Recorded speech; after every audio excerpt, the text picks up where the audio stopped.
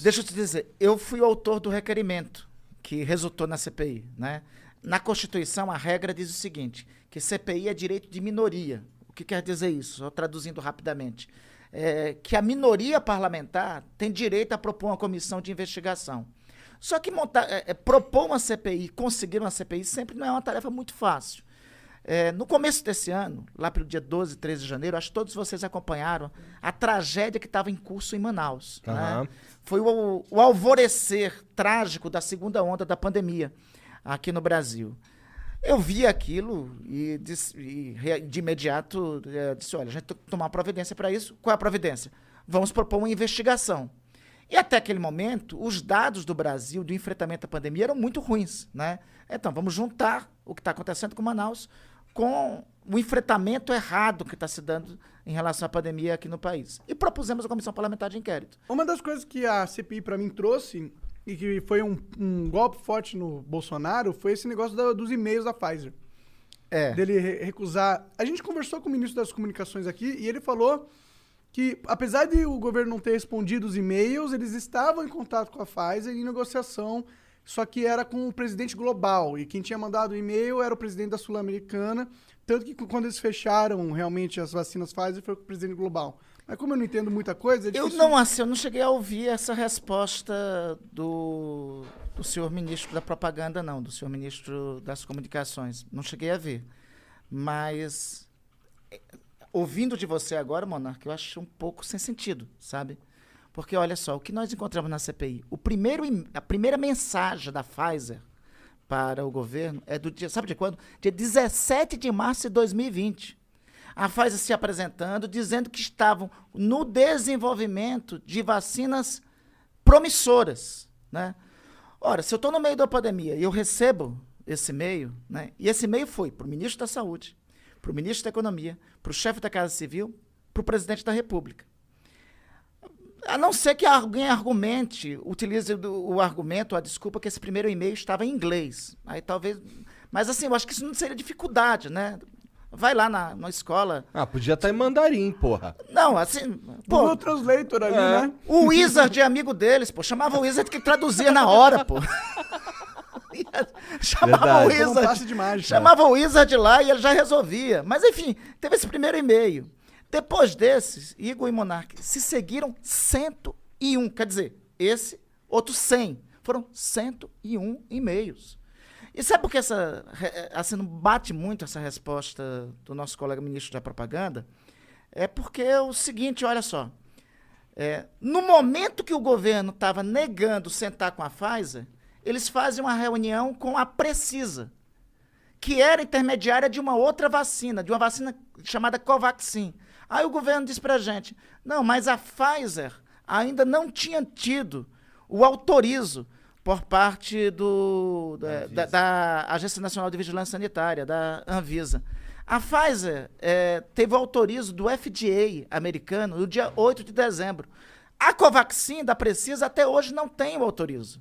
E o seguinte, o governo fez o contrato com a AstraZeneca antes de ter o autorizo também da Anvisa. Então, nada disso era impedimento. Olha só, e nós aqui temos um povo que quer se vacinar, temos um Sistema Único de Saúde, temos um Programa Nacional de Imunizações à disposição para vacinar todos os brasileiros, e nós não temos a vacina, onde já poderíamos ter vacina para todos.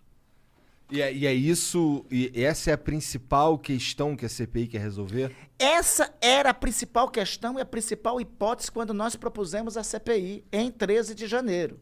Qual era a hipótese que nós caminhávamos? Olha, o negacionismo, o ideologismo do governo levou a essa tragédia. Aí, no meio da CPI, a gente descobriu que não foi isso. No meio da CPI, apareceu o depoimento dos irmãos Miranda, do deputado Luiz Miranda e do seu irmão Luiz Ricardo Miranda. E aí nós começamos uma outra vertente de investigação, porque nós começamos a descobrir que a causa principal de nós não termos contido a pandemia aqui, foi a velha e boa corrupção, que está presente no patrimonialismo brasileiro há muito tempo. Foi isso que nós descobrimos, que foi a responsável. Mas como que assim descobriram? O que rolou? O que descobrimos no realmente? Depoimento, nós começamos a ter um indício de que tinha algo mais do que negacionismo. Quando nós começamos a ter esses indícios?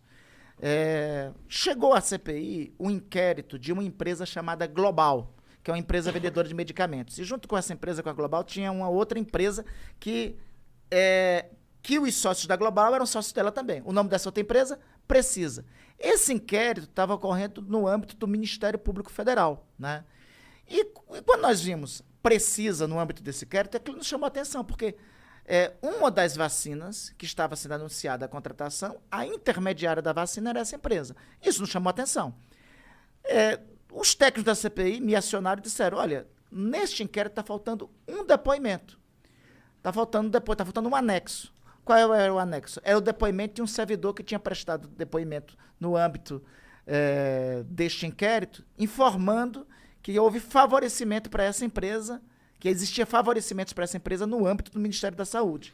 Quem era o servidor? Chamou a atenção na Precisa ou foi o fato da Precisa Foi isso que chamou a atenção da Precisa. Foi esse fato aí determinado que nos chamou a atenção para a Precisa. Entendi. Aí nós pedimos da procuradora o anexo. O anexo era o depoimento em vídeo de quem? Do Luiz Ricardo Miranda. Aí chamamos o Luiz Ricardo Miranda para depor na CPI. No que chamamos o Luiz Ricardo Miranda para depor na CPI, o irmão dele nos procurou. Ele disse, não, eu quero depor junto com o meu irmão. Eu disse, rapaz, o teu irmão está aqui, o depoimento dele, mas o que é que tu tens a ver? Eu disse, não, eu tenho algo mais grave. Eu fui ao presidente da República e contei o que estava acontecendo de errado. Aí eu disse, não, agora sim, tem que vir tu e teu irmão aqui.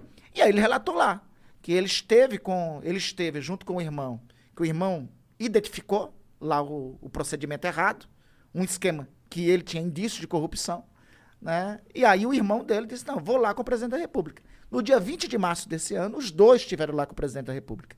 Segundo o depoimento que o deputado Luiz Miranda deu à CPI, segundo o depoimento, ele diz o seguinte, que falou para o presidente da República, olha, existe isso aqui, esse o procedimento todo, ao qual o presidente da República tinha dito para ele o seguinte, isso aqui é coisa desse daí, e apontou para a foto que estava aparecendo lá. Quem era esse desse daí? Era Ricardo Barros, líder do presidente da República na Câmara dos Deputados. E logo em seguida, o presidente tinha dito que iria tomar as providências que não foram tomadas, né?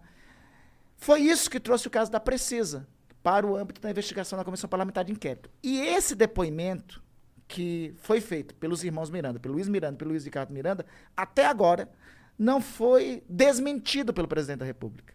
Até hoje, o presidente, ao contrário, já disse, recebi os irmãos Miranda, conversei com ele, as providências que eu tomei, eu mandei ao ministro da Saúde, que já era o Queiroga, o Pazuello estava demissionário.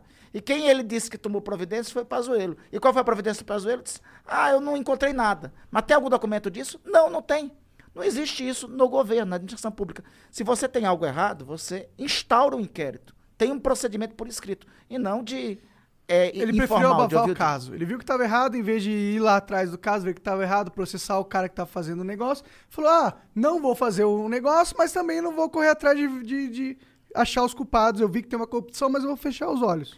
Isso na administração pública é crime. Mas aí, a gente pensava que era só o caso da Precisa? Não. Puta aí merda, começou a surgir Aí, de repente, aparece pra nós, surge a notícia. Tentaram vender vacina ao custo de $1 por dose de propina. $1 a mais, $1 a mais por dose de propina. Quando a gente vai atrás de quem é o responsável por isso, é um cabo da Polícia Militar, que era o vendedor da vacina. Um cabo da Polícia Militar da Polícia Militar de Minas Gerais, que não tinha vacina. Ele não tinha vacina para entregar, não tinha vacina para vender, né? E ele relatou que participou de um encontro com o diretor de logística do Ministério da Saúde, onde o diretor de logística fez a oferta para ele da propina. Chegou a falar da oferta de propina para ele. Caralho. E ele depois... E aí, depois disso, ele chegou a encontrar com o secretário executivo do Ministério da Saúde, o senhor Elcio Franco. Elcio Franco era o secretário executivo de Pazuello. Esse nome se repete várias vezes. Ele reúne com essa intermediária de vacina chifrinha, essa intermediária folclórica de vacina, né? Essa World, não sei o que. Não, essa primeira é a Davat. Tá. E depois o Elcio Franco faz uma reunião também com essa tal de World Brands, que é essa que é a importadora de produto erótico, que estava querendo vender vacina para isso, né? Então, a gente começa a encontrar uma série de outros casos. Aí a gente vai mais a fundo, descobre que tem superfaturamento na entregadora de vacina, que é a VTC Log, que é a empresa distribuidora das vacinas e dos insumos. Tem um contrato lá que teve um reajuste de 120% nessa empresa. A gente vai mais adiante nos depoimentos, aí descobre que tem superfaturamento nos hospitais federais do Rio de Janeiro. A gente vai mais adiante nas informações, aí descobrimos que houve uma contratação de máscaras no começo da pandemia ali, pelo mês de abril ou de maio, com um ágio, com um superfaturamento de quase 120%. Enfim. Quanto mais tu procurar, mais tu vai achar, cara. Nós puxamos uma pena, veio o galinheiro todo junto, né? Aí agora, essa segunda parte, vamos organizar para ver o que de ilícitos, desse esquema de corrupção nós temos.